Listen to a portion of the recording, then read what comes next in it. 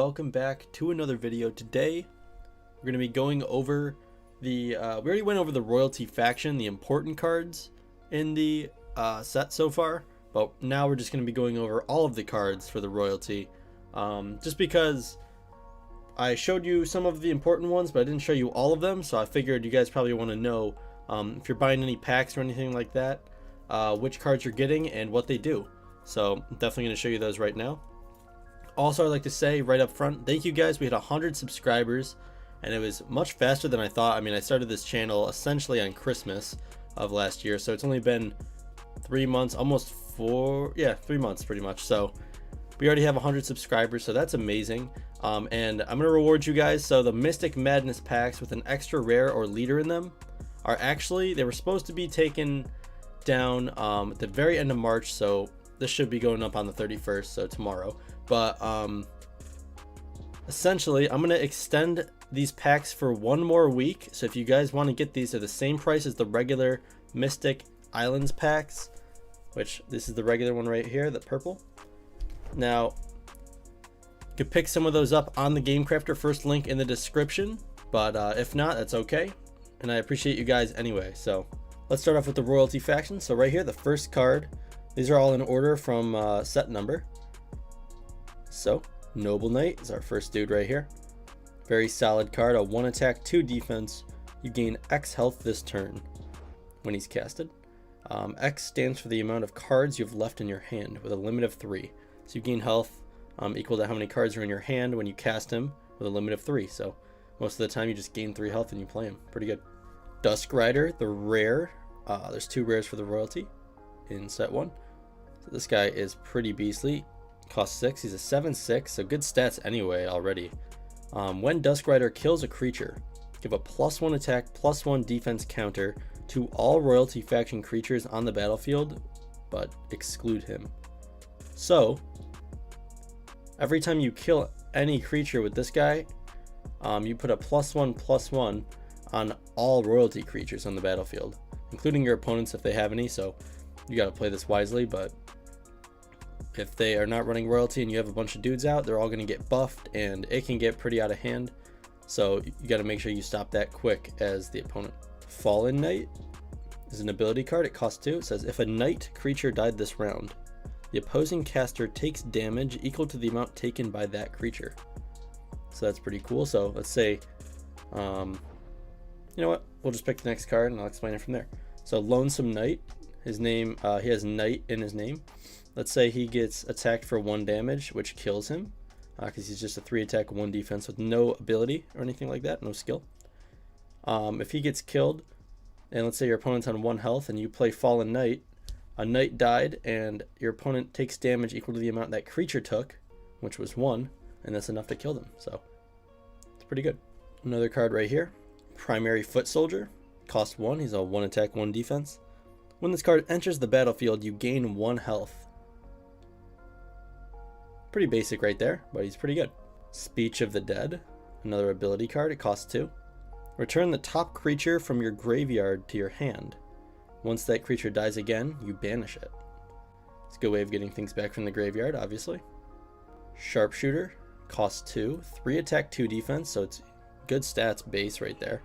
And when this card's casted, gain life equal to the amount of royalty faction creatures on the battlefield prior to this card being casted, with a limit of 4. So if you have a bunch of royalty on your battlefield and you play Sharpshooter, you're going to be gaining up to at least 4 health if you have 4 other creatures before casting it. They have to be royalty, of course. Regret, this is a little bit of a darker artwork right here, but it's an ability card, cost 2. Discard 3 cards, gain 3 health. Not the greatest card, but sometimes if you need health, you got to do whatever you can. Iron Fist Brawler, cost 2. 2 attack, 2 defense. Every time another Iron Fist Brawler enters the battlefield, put a +1 attack, +1 counter on this creature. So if you have one out and then you play another one, it enters the battlefield, so it'll boost this one up by +1/+1. So you have another one, you play that one, it's going to boost this one up again, and it's going to boost that second one you played. So these can get a little nuts, but it's pretty rare that you get all of them out at once, so it's not a huge deal, but could be very good in a combo there. Kingdom Guard, costs 3. 3 attack, 4 defense. As long as this is the only creature on your battlefield, put a +1 attack counter on Kingdom Guard. So if he's alone on the battlefield, he actually gets +1 attack, which is the top here. So it'll be a 4/4 for 3. It's pretty good. Stranded Soldier, cost 1. He's a 1 attack, 1 defense, and if at any time this is the only creature on your battlefield, put a +1 attack, +1 counter on it until it's not the only creature. Essentially a similar thing as Kingdom Guard, except he gets a +1 attack and +1 defense. So he could be a 2/2 if he's all by himself. Destined Knight right here.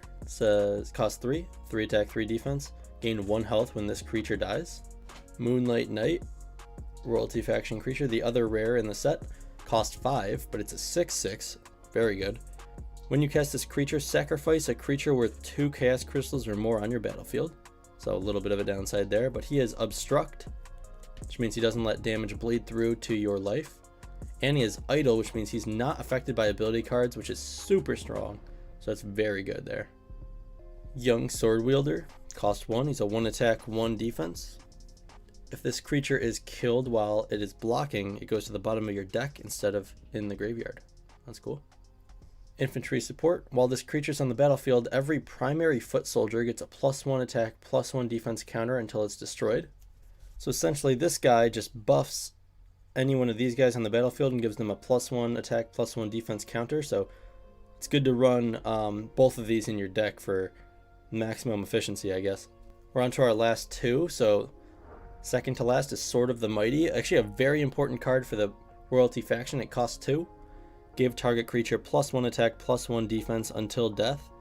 Once you've used this card, it goes to the bottom of your graveyard. So it literally just buffs your creature by 1 attack, 1 defense. So that's cool. And then finally we have the leader for the royalty. It's the last card in the set for them.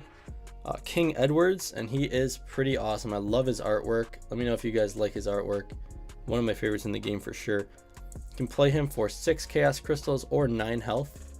You can tap him to put +1 defense counter on all royalty faction for the turn. You can pay 1, target caster gains 2 health, or pay 2 and he'll gain 1 health.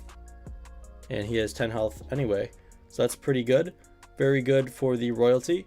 Hopefully you guys did enjoy this video.